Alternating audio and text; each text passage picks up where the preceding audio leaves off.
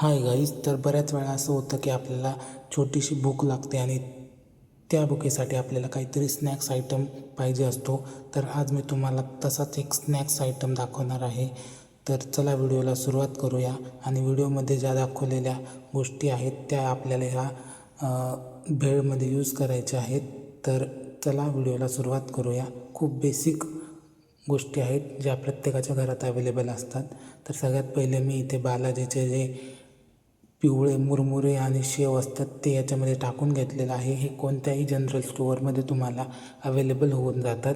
तर मी इथे साधारण 4 पॅकेट घेतलेले होते आणि प्रत्येक पॅकेट हे 5 रुपयाचं होतं, म्हणजे 20 रुपयाचे हे मुरमुरे होते टोटल. आणि ही सुकी भेळ आपल्याला फक्त 20 रुपयात करता येते. तर यामध्ये मी आता टाकलेला आहे बारीक चिरलेला कांदा, त्याच्यानंतर बारीक चिरलेला टोमॅटो,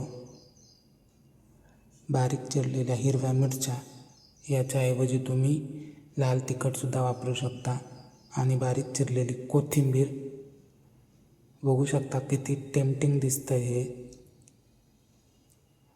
तर याच्यामध्ये नंतरून आता मी पिळलं आहे अर्ध लिंबू. एवढ्या सगळ्या गोष्टी आपल्याला यामध्ये टाकून आपल्याला ते मिक्स करायचं आहे. तुमच्या आवडीनुसार तुम्ही आणखी पण काही गोष्टी याच्यामध्ये ॲड करू शकता.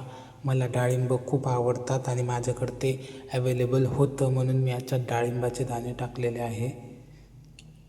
आणि हे चांगलं मिक्स करून घेत आहे मी.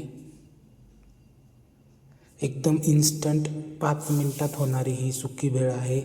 तुम्ही संध्याकाळच्या टायमाला हा स्नॅक्स आयटम तुम्ही घरी बनवू शकता. खूप सोपी रेसिपी आहे, कोणीही बनवू शकतं. तुमच्या घरात लहान मुलं असतील तर ते सुद्धा ही सुकी भेळ बनवू शकता. आणि याच्यामध्ये मी थोडंसं मीठ टाकलेलं आहे, अगदीच चिमूटभर, आणि परत ते मी मिक्स केलेलं आहे. बघू शकता तुम्ही कशी भारी आपली भेळ तयार झालेली आहे. अगदी ठेल्यावर मिळते तशी भेळ आपली तयार झालेली आहे. यात तुम्ही आणखी काही गोष्टीसुद्धा ॲड करू शकतात. तर तुम्ही अशी भेळ घरच्या घरी बनवा आणि ती कशी झाली हे मला कमेंटमध्ये नक्की सांगा.